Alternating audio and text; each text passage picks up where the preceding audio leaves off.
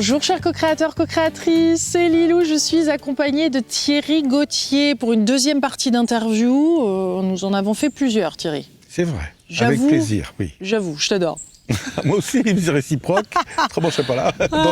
Tant mieux. Et alors, il y a tellement de choses que tu enseignes et tu transmets à travers tes stages et livres et autres. La dernière interview était sur l'énergie des lieux sacrés. Oui. Et il y a cette partie sur la langue des oiseaux qui est fascinante avec le message spirituel donc qui accompagne cette langue-là, qui m'intéresserait d'explorer avec toi lors de cette peut-être vidéo qui sera un peu plus courte que les autres, mais juste axée sur ce thème-là. Oui. Je suis très content que tu me demandes ça, parce que ça me passionne depuis 40 ans, et la langue des oiseaux nous permet à notre époque de partir à l'aventure. Voilà. Et j'aime bien partir à l'aventure et découvrir des choses. Et tout le monde, les amis, vous pouvez le faire aussi. Ça m'intéresse, trouver des choses et vous me raconterez. La langue des oiseaux, alors c'est un terme qui est connu, hein, et on va quand même le centrer un petit peu, cette langue des oiseaux, on va la centrer. Il est bien connu qu'en France, il y a beaucoup d'auberges au lion d'or. Le lion d'or, alors il y en a qui disent c'est de la langue des oiseaux. En fait, il y a un jeu de mots, au lit, on dort. Ici, on prend un lit aussi, il n'y a pas que pour manger, et on va dormir. Donc, au lit, on dort, est devenu le lit, on dort. Le lion d'or. Et on dit que c'est la langue des oiseaux. La langue des oiseaux, c'est pas forcément... Alors, le principe est le même, si vous voulez, d'avoir des jeux de mots pour cacher quelque chose. Mais la vraie langue des oiseaux est un message forcément, obligatoirement spirituel. Et la clé de la compréhension de la langue des oiseaux est cachée dans le titre même, la langue des oiseaux. Ouais. Il faut le voir. C'est pour ça que quand on se pose la question, d'accord, les oiseaux vont parler.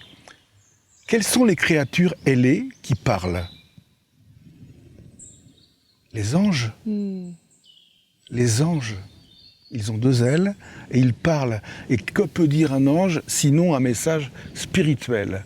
Donc la langue des oiseaux, par définition, tel que c'est indiqué par le titre, la langue des oiseaux, la langue des anges, le langage des anges, c'est pour dire un message spirituel. Alors, où est-ce qu'on trouve ce message spirituel? Eh bien, tout simplement, dans les histoires qui sont racontées. Alors, il y en a une à Carnac ici, hein, on va la décrypter. Mais c'est une histoire qui explique l'origine d'un lieu. Et souvent, c'est des histoires un peu extravagantes. Mais tout simplement, on va démarrer avec la fontaine, par exemple. Il y a des fontaines qui sont guérisseuses, des fontaines qui guérissent des problèmes de peau, des problèmes de vue, des problèmes de douleurs dentaires, de plein de choses. Et si on prend le cas de la fontaine Sainte-Claire, curieusement, la fontaine Sainte-Claire, il y en a plusieurs en France, il y en a en Bretagne, il y en a ailleurs, toutes les fontaines Sainte-Claire, enfin celles que je connais tout au moins, guérissent les maladies des yeux. Enfin, sont réputées guérir les maladies des yeux. Donc c'est pour y voir plus clair. Donc on comprend pourquoi on a mis le nom de la Sainte Claire pour voir plus clair. Mais ce qu'il faut comprendre, alors les gens y vont pour guérir leur maladie d'yeux, mais ça va beaucoup plus loin que ça. C'est aussi pour guérir l'invisible des yeux, c'est-à-dire pour guérir le regard de l'esprit. Le regard intérieur. Le regard, exactement le regard intérieur. Donc certes, ça peut peut-être guérir les maladies des yeux, mais surtout ouvrir nos yeux pour voir à l'intérieur de nous-mêmes. Voilà, c'est très simple, hein, mais il faut bien comprendre ça. Il y a un langage, donc Sainte-Claire cache le fait que ce soit pour les yeux, pour la vision, mais c'est une vision intérieure aussi. Voilà. Maintenant, puisque nous sommes à Carnac, au sein des alignements. Comment sont venus ces menhirs à Carnac? Alors la grande histoire qui existe depuis toujours, c'est l'histoire de Saint Cornélie. Alors je vais te la raconter, l'histoire de Saint Cornélie, puis après on va la décrypter. C'est ça qui est intéressant, pour bien comprendre comment ça fonctionne, la langue des oiseaux. Alors c'est pas toujours facile, moi des fois je bute, hein, et comme ça... Il me l'a même fait sur mon prénom, petite histoire. Oui, et les amis qui nous regardent pourront peut-être connaître une légende par chez eux, liée à un lieu de culte, et essayer de décrypter. Et ça, c'est génial. Mais c'est vraiment génial. C'est-à-dire que, bon, allez, revenons aux aliments de Carnac, qu'on appelle aussi les soldats de Saint-Cornélie. C'est amusant comme nom, hein. Alors, l'histoire est la suivante. Il est dit qu'il y a un pape breton qui était à Rome, qui était pourchassé par les Romains, et qui est parti avec un équipage, c'est-à-dire une charrette et 2 bœufs.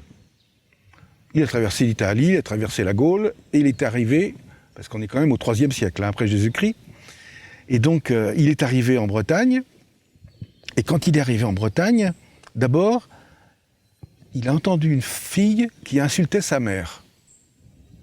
Bon. Il continue sa route. Alors, là, c'est pas loin d'ici, hein, d'après l'histoire. Il continue sa route, et tout d'un coup, il voit des paysans qui sèment l'avoine. Il leur dit, mais qu'est-ce que vous faites? Ah ben, nous, on est en train de semer l'avoine. Vous pouvez continuer, elle sera mûre demain matin. Les paysans se sont dit, bon, il peut dire ce qu'il veut, nous. Et puis il continue sa route jusqu'à un lieu qui s'appelle le Moustoir, qui est juste à côté, qui est sur la région de Carnac. Et puis le lendemain matin, l'avoine lève. Et les Romains qui le pourchassaient arrivent. Et ils voient les cultivateurs et leur disent vous avez vu passer un homme avec 2 bœufs? Un pape, en fait. Ah oui? Et quand est-ce que vous l'avez vu? Ben, quand on semait l'avoine. Oh, ben, on est en retard, ça fait longtemps maintenant, parce qu'ils le voyaient faucher. Il les voyait faucher. Donc, ben, ça fait longtemps, on va pas se presser maintenant, il est loin, il est loin. Mais Saint Cornélie, qui les voyait depuis le Moustoir, a eu peur. Donc, il a fait une chose, je dis toujours en riant, tout à fait normale, il s'est caché dans l'oreille d'un de ses bœufs. C'est ce que raconte la légende. Le pape s'est caché dans l'oreille d'un bœuf. Mais il y a quand même des soldats qui ont approché du bœuf en question.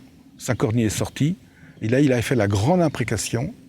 Il a changé tous les soldats romains en menhirs et les centurions en dolmens. Alors, c'est une histoire complètement folle. Maintenant, il faut la décrypter. Et c'est là que ça devient très intéressant. Parce que le pape Cornelius, en fait, en latin, Cornelius, Cornélie en français et Cornélie en breton, ce pape-là a été pape très peu de temps. Je crois qu'il a été pape 2 ans et 3 mois, entre 251 et 253 après Jésus-Christ. Il est mort près de Rennes, de Rome, et on va pas le faire aller en Bretagne. Il n'a jamais été en Bretagne, le pape Cornelius. Jamais, jamais, jamais. Et donc, pourquoi ils ont choisi ce pape? Il y a eu on en est à 266 papes depuis le début, depuis Saint-Pierre. Pourquoi ils ont choisi celui-là? J'ai regardé la liste des papes. Il faut prendre son temps, c'est un travail de bibliothèque et de tout, mais j'aime beaucoup. Eh ben, c'est le seul pape sur les 266 qui a un nom d'oiseau, Corneille. Petite indication. Et son nom, Corne,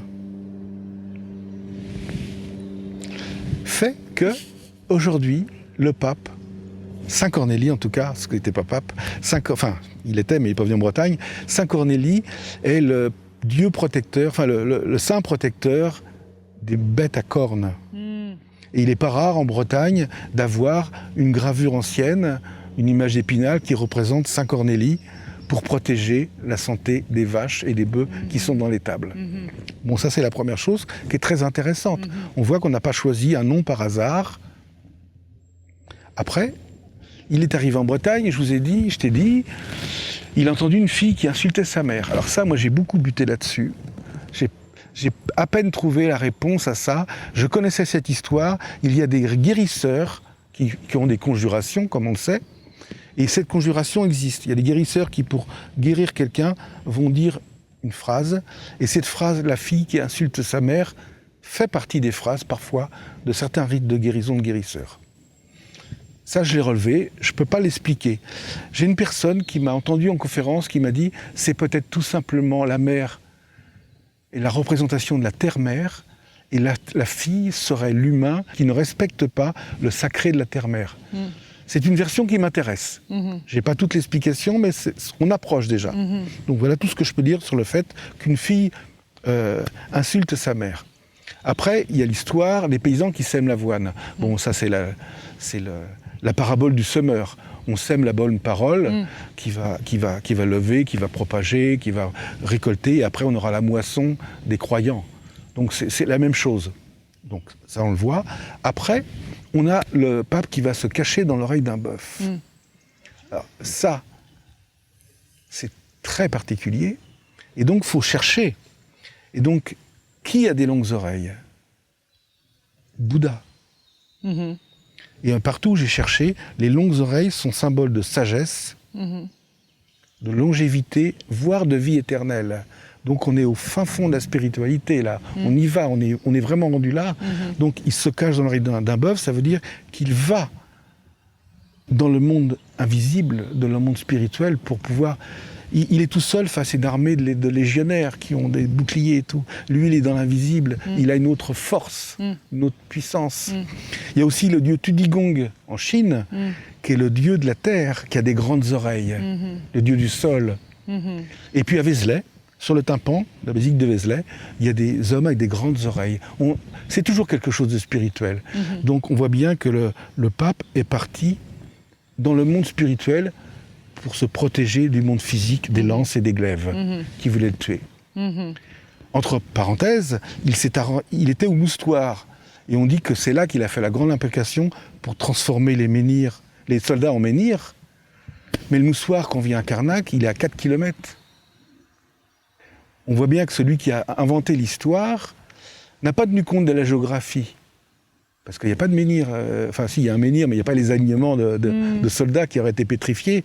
Par contre, ce qui est intéressant, c'est le mot moustoir. Il faut bien comprendre que dès qu'on a un mot comme moustoir, on sait qu'il y a un monastère, que c'est un lieu de prière. Moustoir, en vieux français, c'est le monastère. On le retrouve à Moutier, Noirmoutier, il y avait le monastère noir. À partir du moment où on a moustoir, Moutier, on est sur un lieu de monastère. Donc, la finalité de tout ça, c'est de cacher une réalité énergétique et spirituelle avec une histoire pour qu'elle perdure et qu'on prenne qui pourra comprendre. À mon avis, je pense que cette histoire a été concoctée par des druides. Je pense que c'était les derniers à connaître la réalité énergétique du lieu. Et donc, ils l'ont fait pour plein d'autres choses, plein d'autres lieux, pour des églises, en racontant des histoires parfois amusantes et invraisemblables, comme l'histoire de se cacher dans l'oreille de son bœuf, pour garder la connaissance à qui pourra y accéder. Voilà ce que je peux dire sur la langue des oiseaux. Merci Thierry. Oui. Et puis en parlant de druides, l'occasion de rencontrer Pierre-Jean aussi. Merci, grâce à toi. Donc une autre très très belle interview qui sera faite de ce lieu et diffusée plus tard. Merci Thierry. C'est moi qui te remercie, Lilou. À très bientôt, chers co-créateurs, co-créatrices. N'hésitez pas à partager cette vidéo. Je vous embrasse très fort. Et puis si vous n'avez pas regardé l'énergie des lieux sacrés, vous avez le livre de Thierry et aussi l'interview qui est en ligne. Merci encore. À bientôt. Merci.